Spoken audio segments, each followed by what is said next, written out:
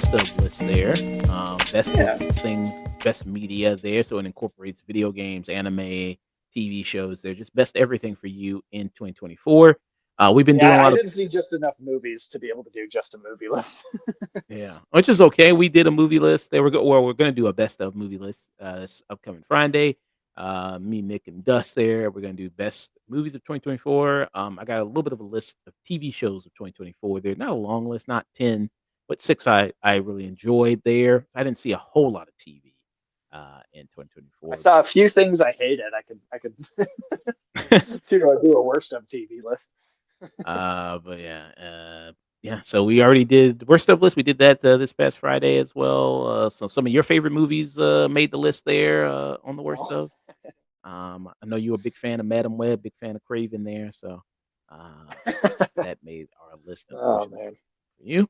But yeah, so Sage, you're gonna go just from the bottom there. You have any honorable Yeah. mentions at all? One honorable mention, Smile 2.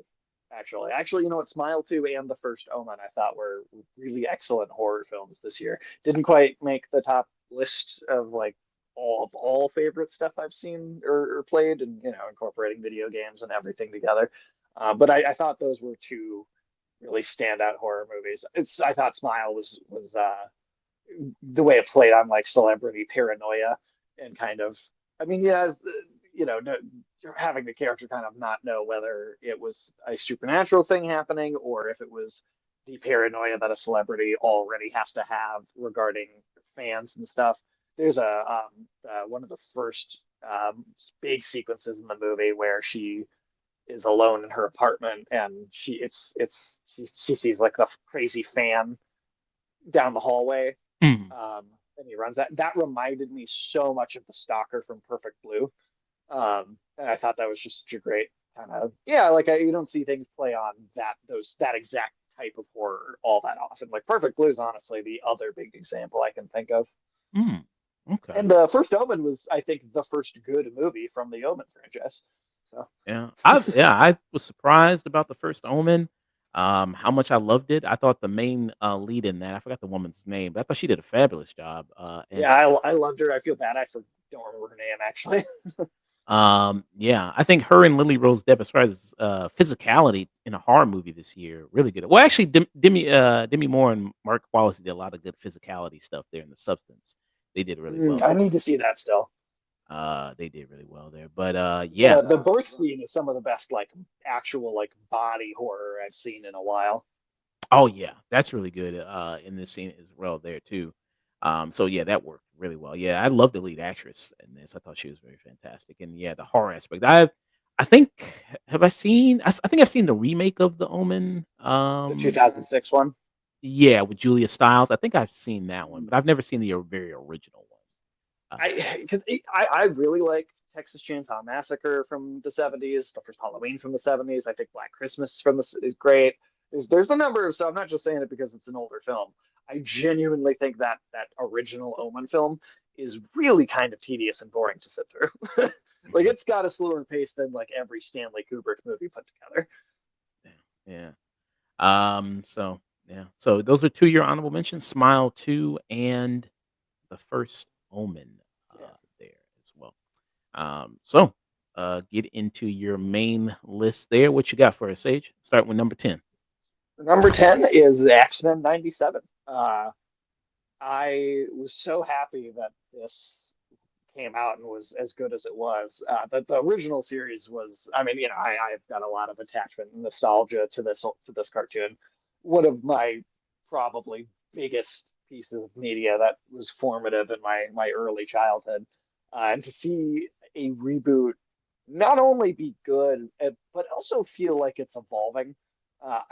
We talk about sometimes with superhero movies, like Spider-Man is a good example where it's like they always want to have him go back to high school, kind of go back to that same set of stories. And this really felt like, hey, we're going to move on from the 80s, 90s Chris Claremont comics that the original show was really based off of. And we're actually going to start doing stuff for like E is for Extinction from the 2000s, right? Like actually start pulling from a different era of comic books.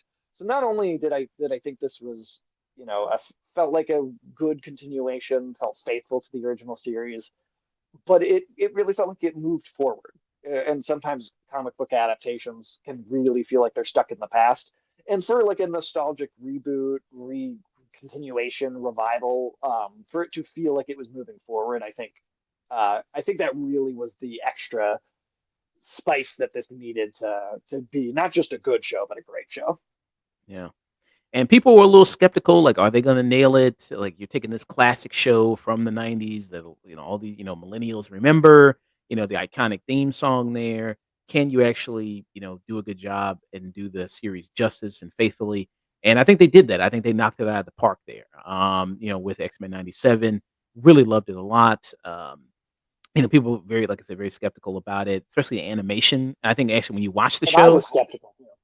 yeah, I mean, I think we actually see the show in motion and then really watch the episode. I think the animation is pretty good, and they do a lot of great stuff there. And that makes me wonder even more, why does What If look like it does?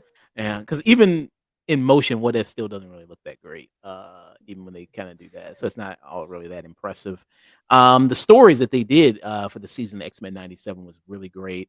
I know that dude is I don't know what his issue is, Bo DeMayo, but we'll see if, he was the head writer there. We'll see if, if it was Yeah. just mainly his direction or, it was all a lot of the writers who also contributed there that led to the success of that show, with that And there, and Cyclops was good. Cyclops was good again. It wasn't just Wolverine, wasn't just the main character. It's like so many of the things that I've complained about the Fox X-Men franchise for not doing. This show gave all of it to me at once after I had to wait 25 years for it. Yeah, people, said, redemption for, Cyclops, especially after, the Fox X-Men movies where he said they were James Marsden, where they were probably pretty much cucking the dude out, really. I mean, that's pretty much kinda what's happening there. So yeah, it's like, hey, he's badass in this. He does has a lot of cool moments there, and then also this followed up by the fighting game collection that came out there. Yeah. Yeah, so that came out. So yeah, it's like, man, Cyclops is badass, man. I mean, he's awesome, and yeah.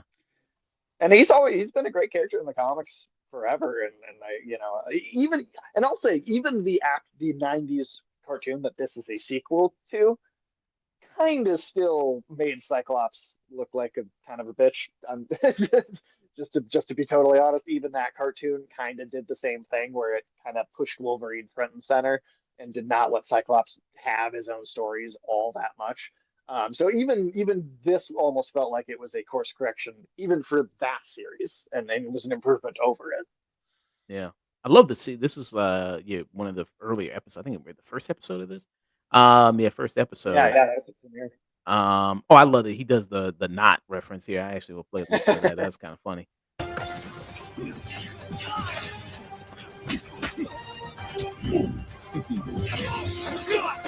Don't! I surrender!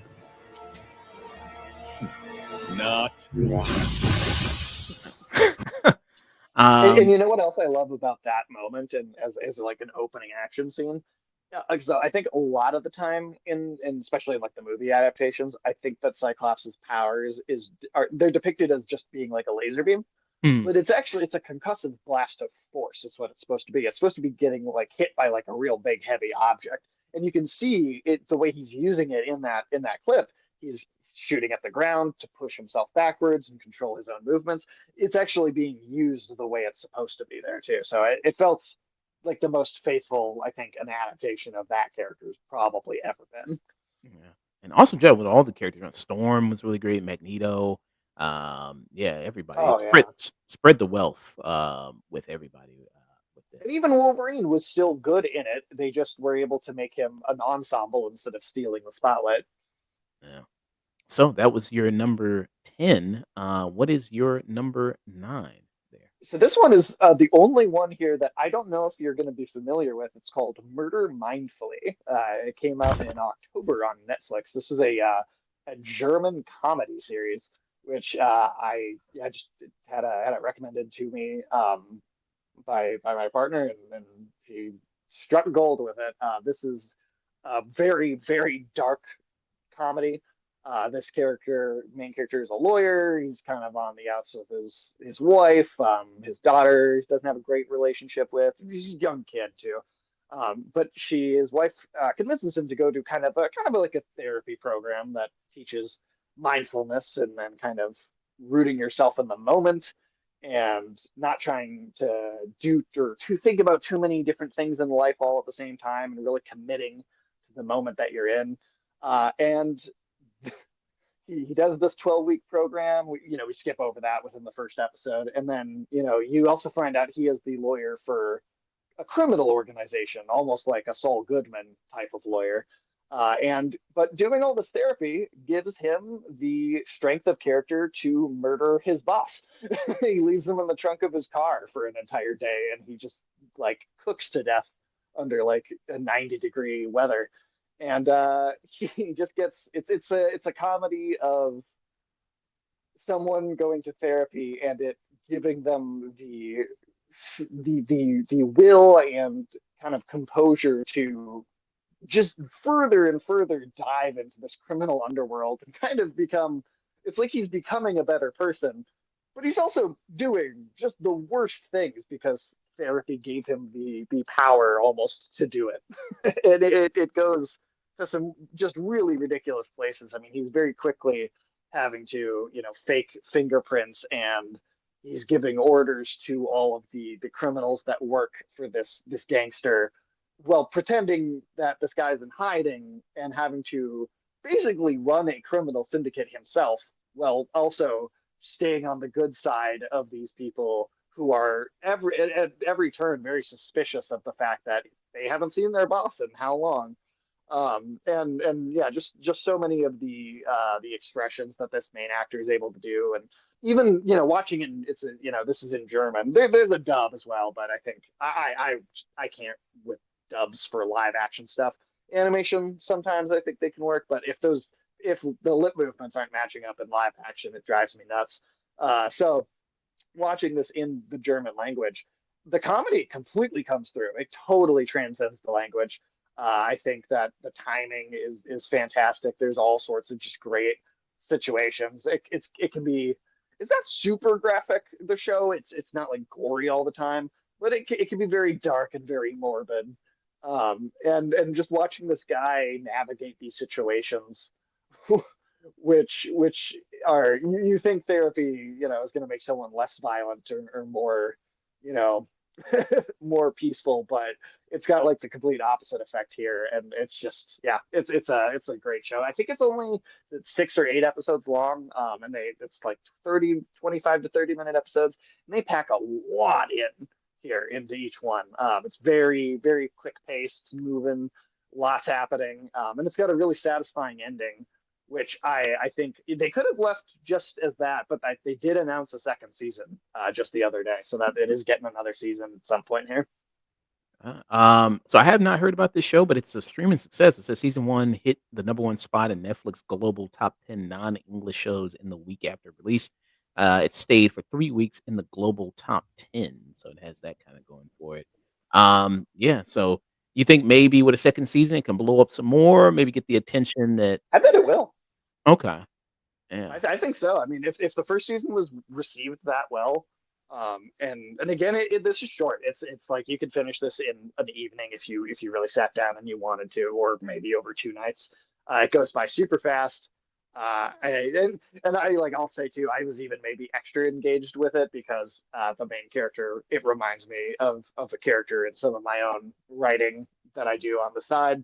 And so it pulled me in a little bit for that reason as well. But I really think it's got strong characters, strong comedy. It's got a plot that's actually investing. I'm like despite the fact that this character does some kind of horrible things, you kind of want to see him succeed a bit too. Like you're kind of rooting for him a little bit. Mm, and number 8 is a show that we just talked about, that just reviewed. Yeah. I mean, what more can we say about Don to Don? From a studio that I have a history of really enjoying their work, to quality production, having not overworking the animators, so it feels really finished and fluid, and it's It just feels like a really well put together product. Great characters. The animation is stellar. The use of color is fantastic. It's stylistic in a way that reminds of a lot of like late '80s, early '90s anime. It's wild concepts, and it's again with the fast pace, and it's really moving. A lot of stuff is going on in the show very quickly. But yet, I think it manages to do that without being overwhelming either. And it really, yeah, really won me over. I'm not a rom-com guy at all, but that is a huge element of this, and it worked here. And just based on the chemistry of the characters, it was very effective. Because I think if that part didn't work, the whole show would kind of fall apart. But Mhm. luckily, like you've got a really strong, two-person kind of rom-com dynamic at the heart of this thing. Yeah. So does it make you wanna check out more romance anime? I think only if they have kind of multiple genres kind of mixed together. Like I have a hard time when it's just nothing but that. Okay. And unless the characters are just really that well written, maybe that'll work for me. But I feel like this works as well as it does because it's also not the whole show, and there is a lot of other stuff going on here too. So you get those scenes, and it's important, and it is a core, but it's also not the entire thing.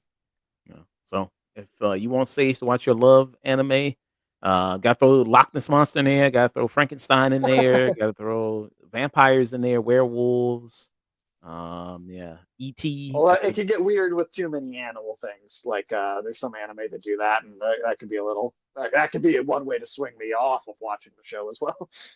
like you mean, what is that anime called with the deer with Beastars or something? Oh yeah, no, I one of my friends, Sky, who's been on the show before for the Three Body Problem review. She tried to get me us to all watch that show, and I don't remember what episode. Like a lion that's basically Jeffrey Epstein shows up, and I was like, I'm out. I'm not. Nope. I'm not watching anymore. I'm done. Hmm. Could not do it. Yeah. Okay. Yeah, I've heard a lot about it. It's on Netflix too. Yeah, but it's like, yeah, animals and I am not kidding you when there I tell you there is a scene where a chicken is cooking like food for people in the cafeteria with its own eggs and then watching them from around the corner while getting like sexual gratification from watching people eat its mm. eggs. Yeah. Okay. This is the kind of show we're talking about. This is why I did not continue. And again, there's a lion that's basically Jeffrey Epstein in the show, and I no no no I'm completely out of it. And next on your list is a game that you just reviewed. Yeah, number seven is Nine Souls. Yeah, one of the best games this year. I'm probably repeating myself a lot with these two, but amazing artwork, amazing, really satisfying gameplay. Kind of Souls inspired, but it's got the Metroidvania upgrade path. Return to areas to keep exploring, find lots of secrets. But it does so with a great art style. Kind of it's how punk is kind of a whole new genre, so it also feels really special and unique because it genuinely feels like it kind of created a whole new thing. Yeah, this is my trilogy. This makes my trilogy of 10 out of 10 video games for 2024. Okay. I'm interested. I like the style of it, like the look of it. $30, not bad for basically you can get over 20 hours of content with this game if you want to. So it's not bad. Totally worth the price. Yeah, and yeah, pretty Souls-like kind of game, so you get some good difficulty out of it. So maybe extend the life of the game as well for you. Very nice. So that was your number seven. What is your number six there? Number six is the Penguin that we had also done a review to for not too long ago. Loved this series. People were so raving about the last Batman film with Robert Pattinson, and I thought it was good, but I wasn't as in love with it as a lot of other people. I still liked it a lot. Don't get me wrong, but I had a few critiques here and there that just kind of kept it from being like a absolutely amazing film. But I think that everything that I didn't care for about that film, this completely makes up for and does just, I think, kind of to perfection. You get such a intimate psychological understanding of these characters, and the Penguin is a villain here. I think this is the best adaptation this character's ever had. Even better than the comics, because for as great and psychologically deep as a lot of the Batman villains are in comic books, the Penguin, not to say is shallow necessarily, because I wouldn't say that either, but I don't think he gets as much attention in the comics as characters like Joker or Riddler, or even Scarecrow or Hush, or some of those mentally kind of deeper, more sophisticated, mentally ill characters. But here, I think you really have this amazing exploration of how this character thinks. And then on top of that, you brought in someone like Sophia Falcone, who is, uh, God, I think she's been adapted maybe one other time in like the Long Halloween animated movie, but this is not like one of those big famous Batman characters everybody knows. So this show was also able to tap into some comic mythology and pull some new things in that maybe if you don't read comics, it's a character you haven't seen before or don't have experience with. So I also really like when we get to do stuff like that that's not treading old ground that everybody's familiar with. But at the end of the day, it really is Colin Farrell's show here. This is like an absolute 10 out of 10 performance. I legitimately wish that Heath Ledger's Joker and Colin Farrell's Penguin could occupy the same universe as villains, because I think this is as good a take on the Penguin as Heath Ledger's Joker was on the Joker.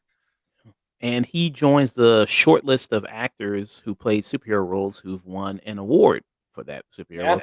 So he just won a Golden Globe as best leading actor there in a drama there for the Penguin there. So he joins Joaquin Phoenix and Heath Ledger, who both played the Joker there, one in Dark Knight and the other one in The Joker.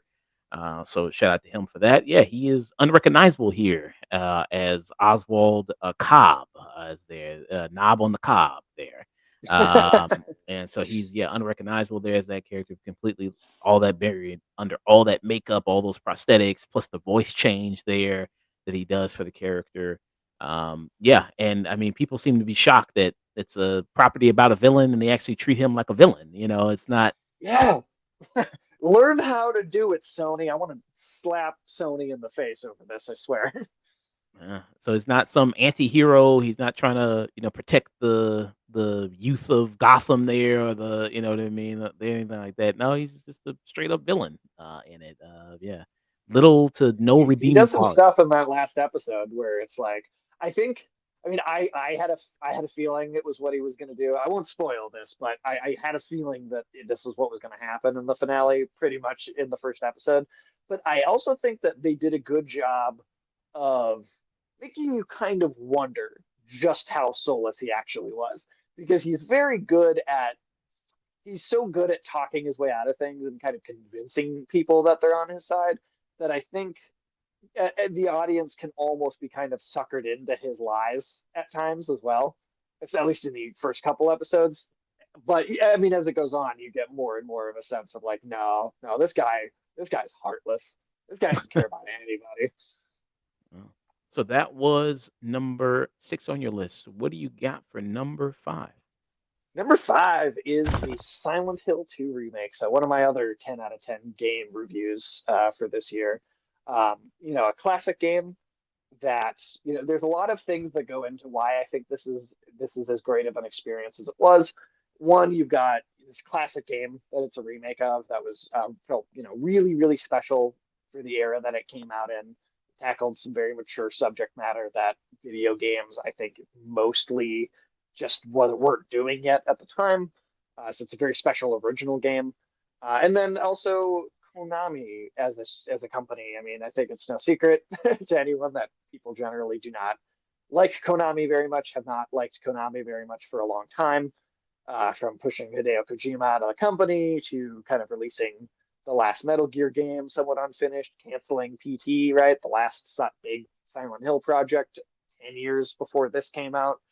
And so this game had a lot riding on it, not just for Silent Hill as a franchise, which had not been good, I would say, in a very long time, but for Konami as a company as a whole, this was like a almost litmus test for, can Konami come back and can they do something? Now this was published by Konami and developed by a studio called Bloober Team, So it was not an internal Konami studio that made this, but they still, they still published it. They still took the pitch from Bloober. They still, you know, are working on a revival of multiple of their brands that people have been missing for a long time. And so this coming out is like a really big first step towards Konami kind of getting back into the industry and proving to people that as a company they can change and have changing in their leadership roles and really bring kind of a different era forward and get back on track as a video game studio. They did still been releasing stuff domestically in Japan for a while there, but they really weren't releasing anything internationally for a while. And they I think Bloober knocked it out of the park here. They translate this game and all of its I think maturity and tact at how it handles some really touchy subject matter, but it does it gracefully and in such a thoughtful way. It's never gratuitous or exploitative. It's very real and raw. It's one of my favorite horror stories ever. I mean, I put this on the shelf next to like Mary Shelley's original Frankenstein novel. I love it that much, and I think that I easily could have been the jaded, you know, fan of the original that came in and went, oh, they couldn't possibly live up to the original, but I think they did, and even surpassed it in a number of ways. And this was on your list, one of your favorite games of 2024. This also was nominated for many awards there, especially at the Video Game Awards there. Fortunately, didn't win. I think did it win anything? It was just I don't nominated. think it won anything. It won some stuff at like some other award shows, like Golden Joystick. I think it won some big awards, but yeah, like the actual VGAs, it didn't really win anything. Which I mean, hey, whatever. It's horror games are a niche, right? Horror is a niche that even though horror is a much bigger genre now than it used to be. I think it is always going to be a little more niche, and say it's something like Resident Evil is a little more of a goofy B movie monster fun kind of thing, whereas Silent Hill's like Resident Evil's goth cousin. It's a lot sadder. It's writing poetry in the corner. It doesn't come out of its room as often. It's probably listening to Linkin Park. Um, but it's definitely there's a certain you get to a certain point of sad in a piece of fiction that I think there's a certain amount of people just are not necessarily interested in being made to be depressed on the level that this. I mean, like I said, touchy subject matter here. There's some like child abuse, sexual abuse themes going on in this game that can be rough, especially if someone has had any of those experiences themselves. This may not be the game for you that you want to sit down and have fun with and spend your free time on. But if you're looking for something that tells a story and tackles again mature subject matter and handles it really well, and you're willing to kind of feel some of those really dark things, I in the realm of video games, I don't think there is another video game that does it as well as this one. Yeah. So it cleaned up at the Game Fest Awards. It won everything that was Oh, there nominated you go. for there. I've still got some stuff. Yeah, so it won at but some other award shows there. IGN Japan, they won there, won pretty much everything it was nominated for. But yeah, and also some horror gaming awards there, award shows that won at those things as well. So yeah, yeah, very highly awarded, highly critically acclaimed video game, Silent Hill 2. All right, and you're at your fourth pick right here. All right, what you Which, got? yeah, this is. I'm betting this is going to be on your list of TV shows whenever you talk about it. But this is Shogun, my number four, which I thought was just an incredible piece of television. I appreciated so much that this trusted the audience to sit through something that was mostly subtitled and not force it to be in spoken English just to appeal to the audience more. It felt, and I mean, I only know so much Japanese culture, but I definitely learned things watching the show. The set design is incredible. The costuming is incredible. This looks like honestly better even than like some of the seasons of Game of Thrones, I think, in just uh how kind of authentic it feels to its time period, and how even though so much of it is dialogue sequences, there's very little action here. There's a couple moments where it breaks out into like a bigger action scene, but for the most part, it's character dialogue, and it feels just as exhilarating and exciting watching these characters have conversations and watching the political subterfuge that they engage in as any action movie is to me. The character dynamics here were, I thought, incredible. Anna Sawai was amazing. Uh, I mean, they're even having to speak in like an older version of Japanese, like older dialects that aren't maybe as used today by modern people. So even somebody that is already speaking natively this language even still had to learn like an older version of the language to deliver this properly. It'd be like having to learn like Shakespeare as an English speaker and how to speak that way in a production. Um, yeah, I was super invested pretty much from the opening scene here. I loved how this turned out. I'm a little skeptical about multiple seasons just because they already covered the whole book in the show in just one big go. And part of me wishes they would just kind of leave it alone. But I saw all the awards that this was getting last night, and it deserves every single one, I think. Yeah, so this was, I think, the most, nominated show for primetime Emmys ever there. It just It did deserves it, honestly. the Golden Globes just happened, and it was a big winner there. It won, Anna Sawai just won. She won a Golden Globe for Best, Actress there, much deserved there. I thought she was phenomenal in this show. Everybody was really phenomenal there. Henry, Sanada was very phenomenal in this show there. There was not a weak link in the whole cast. Yeah, and not a weak link in the whole cast there, so that's all really great. Right behind Knuckles, I'd say this is one of my favorite shows of last year there. But yeah, I mean, we'll see. I mean, this was such a phenomenal first season. Can they be on par with the first season? Can it surpass the first season? It seems kind of crazy to think, but Especially we'll just because they covered the book, like they told the whole story of the book. So when you're like, hey, we're gonna do more, is there another book? No, but it was successful, so we're gonna do more. I'm a little worried about how that's gonna go, but we'll see what happens. Same thing for the Penguin, honestly. I also am like, ooh, so good. Are you sure you want to do another one? Yeah.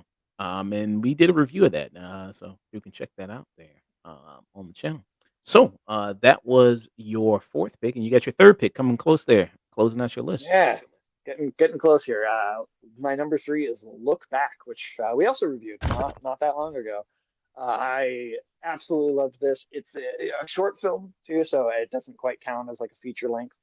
Though it did get a theatrical release, so I don't know if there's some gray area there in how you consider it for what category. But I thought this was a incredibly touching short story. Managed to just get a lot of emotion and a lot of character in a shorter time than I think a lot of big 2.5 hour films are not able to capture as much uh, rich character as this is in only 57 minutes. But it's a great commentary and an analog for the author's life. The two characters are basically his name broken into two names. And so you could look at this as the story of two people, but you can also look at this as the story of how a single artist kind of looks at themselves, how the left and right brain interact with each other, and why artists create art and what drives them and what pushes them forward, what sorts of relationships give their art meaning, and what makes them give up on art, or love the craft, and what can make them fall out of love with it. It's yeah, I think this is a beautiful, beautiful little story that they were able to do here. Yeah, from the creator of Chainsaw Man, it's an adaptation of Yeah. his work. And they did this, yeah, on Amazon Prime now, so people want to check it out. Yeah, beautiful little short film that you have here, about creating about art. Yeah, and absolutely good score too, good music that they have Oh, with this incredible music. as well. But yeah, I think even if it releases theatric, I think it matters about the runtime. So I think it's still Yeah. considered like a short film there for that. But yeah, this was Very, very good little short film. I'm glad I, we I reviewed. believe this won best like feature in like for a Japanese anime like award ceremony recently as well. Oh, okay, very nice. So yeah, and we're coming up number 2 on your list. Number two, it's got two in its title as well. It's Dune Part Two. Man, man, I loved this movie. I even got the flashlight that they sold at the theater just for this. No, I thought this was incredible.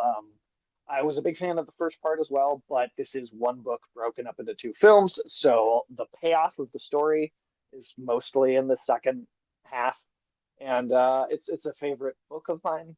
And I genuinely, and I don't say this lightly, but this is my favorite adaptation of a book since the Lord of the Rings trilogy came out in the early 2000s. I think Dennis Villeneuve knocked it out of the park. Uh, I can't imagine an adaptation of this book being better than this.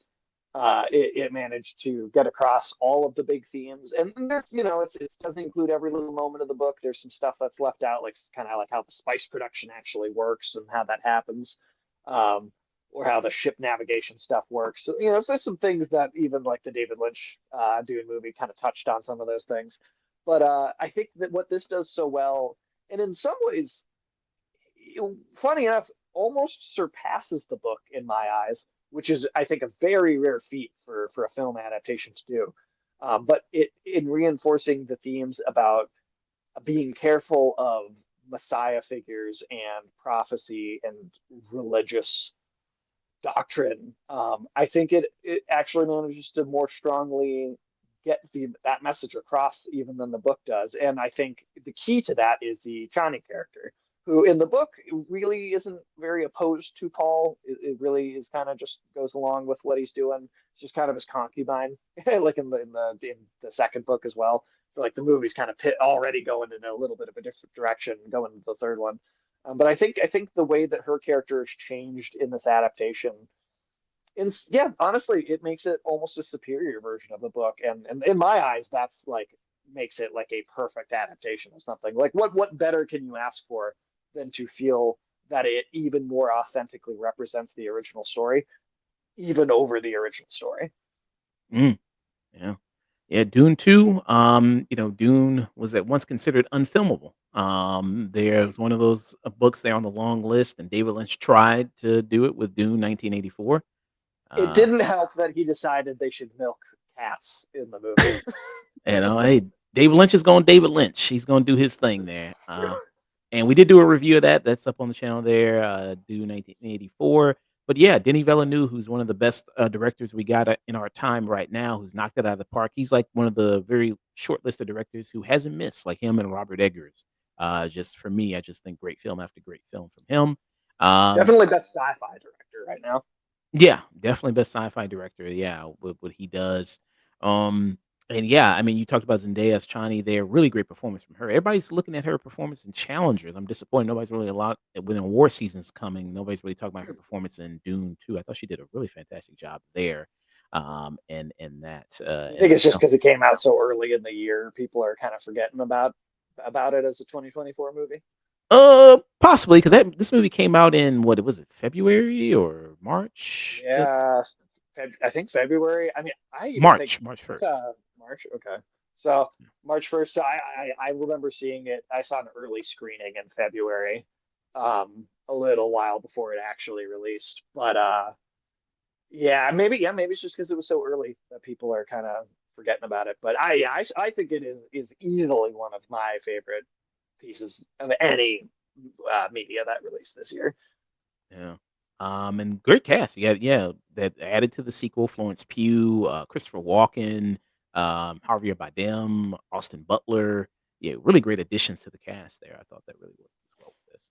Yeah, really, yeah, all around. I mean, it's another one where I don't think there was a weak link in it, really at all.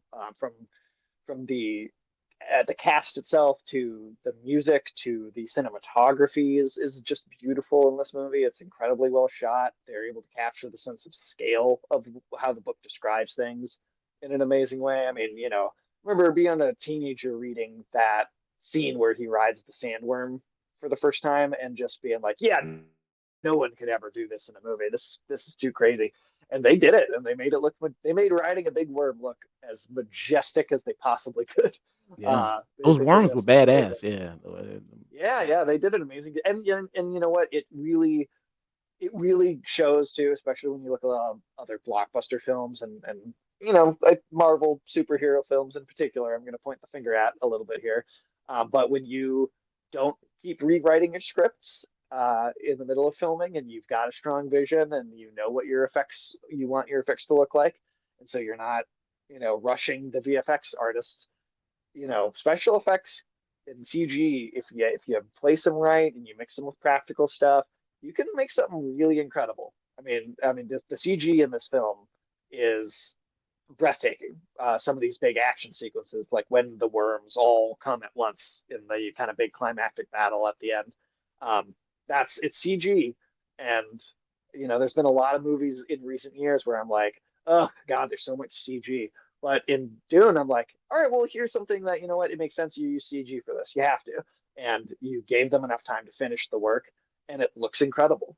And so it's I almost have to kind of correct myself in a sense of like, don't complain about CG itself being used. Complain about it being used in the wrong places and it being rushed in these production schedules.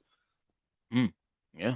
And we got your number one piece of media in 2024. And Was what this is it? surprising? It's Uh-huh. Black Myth Wukong, man. Yeah, I love this game. I was hyped for it for a long time before, for years, 4, 5 years before it released. So I've been looking forward for it to a while, and it totally landed for me. It did not fail to live up to my excitement. It created kind of the opportunity for, you know, an entire population of people in China to get into game development, to get into AAA game development, to enter this industry.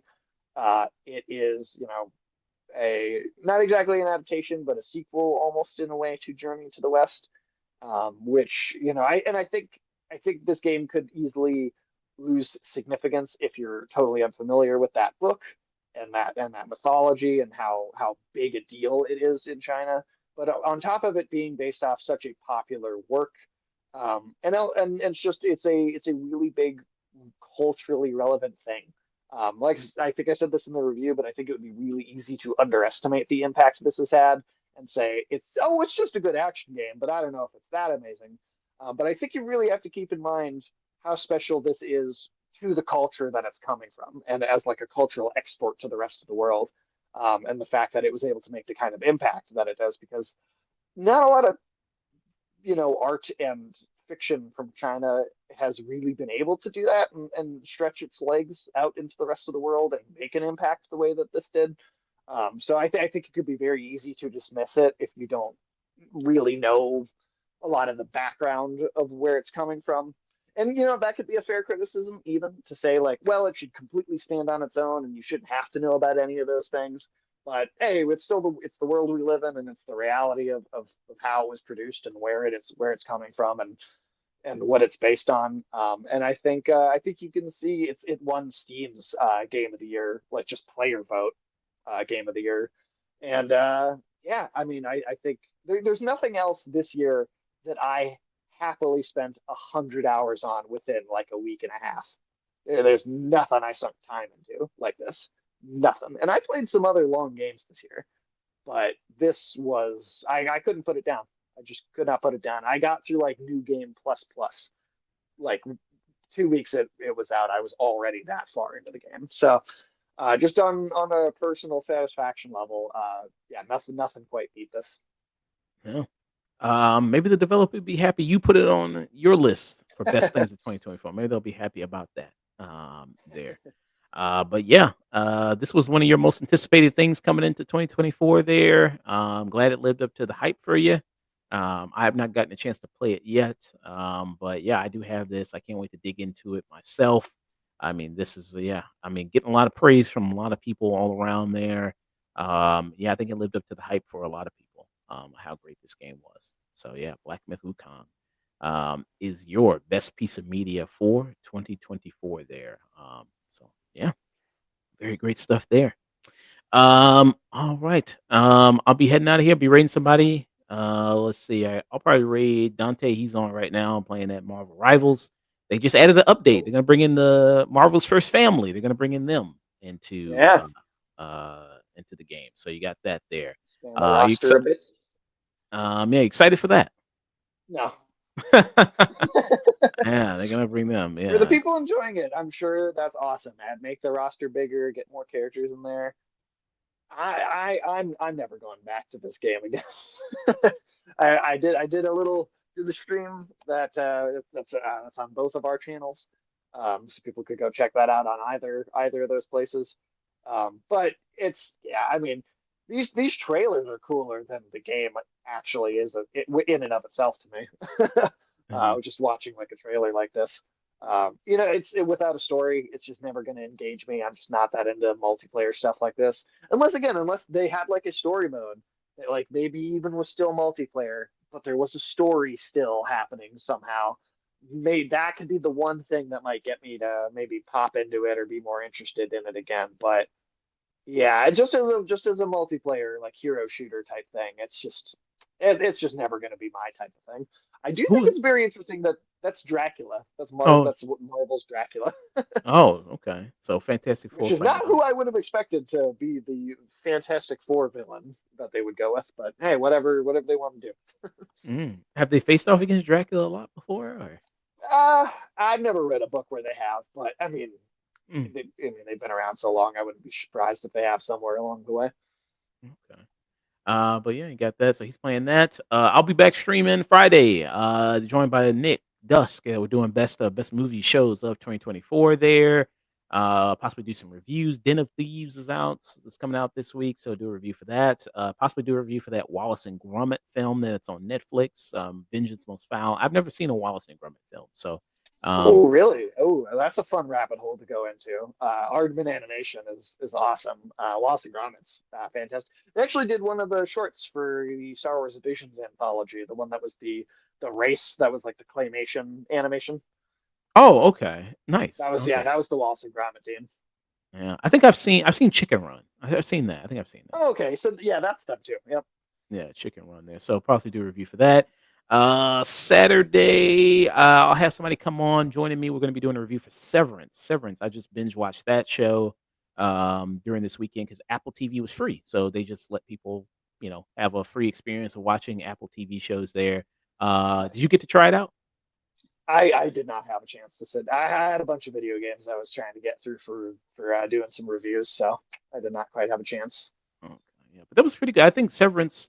I mean, a lot of people were talking about when that show came out. I get the hype. Definitely, I love it. I think it's fantastic. The second season's coming out in a couple of weeks. So Very cool. yeah, I definitely. I'm not gonna get Apple TV Plus, but yeah, that's great. I mean, I'm not gonna get that, but yeah, but that's awesome that they did that. I think more streaming services should do that. Just offer maybe a weekend or something like that of just like, hey, subscribe. Just get to us for free and watch some good stuff there. Maybe just, like you're like a dealer, get people a little addicted first, and then maybe they'll sub there uh Smart. la- later on. So I thought that was good from them. I also hear that show Silo is really great there. It's with Rebecca Okay. Ferguson. It's a sci-fi show. I love Rebecca Ferguson. I think she's really great. Um, There were a couple things I know I want to check out on there at some point. There's they did a kind of an anthology series based on Philip K. Dick, who wrote the Do Androids Dream of Electric Sheep book that Blade Runner is an adaptation of. And I think the show is called, actually, you might use that title, but I think it's multiple stories. And then Isaac Asimov's The Foundation, which if you know Dune and you see how much Dune influenced sci-fi, kind of like Lord of the Rings influenced fantasy, the Foundation books from I think the 1930s are like the sci-fi novels that Dune was even kind of borrowing from. So I would be very curious to see how that was adapted as well. yeah. Electric Dreams is what it's called. So it's Okay. Electric Okay. Dreams there. Cool. Okay. Yeah, and it seems like it's got a lot of good guest stars coming. You got Terrence Howard, you got Bryan Cranston, you got Anna Paquin, Steve Buscemi shows up in some episodes, so that's nice. I feel like every streaming service, you got to have your anthology show. You got to have like, oh, this is our anthology Sure. show that people are gonna get there. So yeah, there was that. Yeah, so Saturday I'm gonna be doing that. No stream Sunday. Hopefully, you can join me again Monday. Monday, we'll be back there doing some Yeah. reviews. Do you have another video game that you finished you want to review for Monday? I did. We could totally do next week. I finished Aliens: Dark Descent. Aliens Another Dark Alien Descent. game. Okay, so I'll make sure to put that down there. You're gonna be doing that there Sunday, and then as well, probably do Devilman Crybaby if I can get to that. Finish that up. Do that for review. So yeah, that's what we got for Monday there as well, and then maybe Alan Wake 2. I'll do that as well there if I'll finish that up. I'm playing through that right now, and maybe I'll do a stream in a couple hours there after this stream. I'll do maybe put that on, play for about an We hour or sucked you into the Remedy rabbit hole. so. That you did there. So maybe yeah, I'll get on at 11, maybe play for a couple hours before I head off there. I'm on the Lake House DLC, so I'm on that. So I maybe got maybe one or two more streams left of the game before I'm done with it there and move on to something else. But yeah, so that's what we got planned stream wise there. Sage, let people know about you. Got what you got coming up, what you got going on, everything like that. Yeah. So we actually took a couple breaks off too from our streams for the holidays. So we'll be back tomorrow for the first time in I think 3 weeks actually. We haven't had anything on the channel since, but we are normally on Tuesdays at about 2 p.m. Central Standard Time.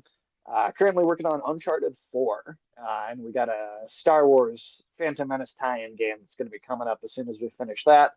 You can find us over at Rated M for Immaturity on Twitch to catch those streams. You can also find us under that same name on YouTube. You see a whole backlog of all the streams we've ever done. It's like 115 games or something at this point. So there's a huge amount of stuff on there. Um, and yeah, tons of different types of games, Remedy games that you're playing right now as well. Stuff like Alan Wake, puzzle games. We played Detention at one point, which is another game from the studio that did Nine Souls that we just talked about today. A whole bunch of stuff on there. There's even one Marvel Rival stream if you really want to see me play it. Yeah, we're just there's a whole group of us making jokes, poking fun at each other, not usually taking things too seriously, but lots of chat interaction. Come in, pretty much any topic goes. But yeah, it's a good time. Come on, hang out with us.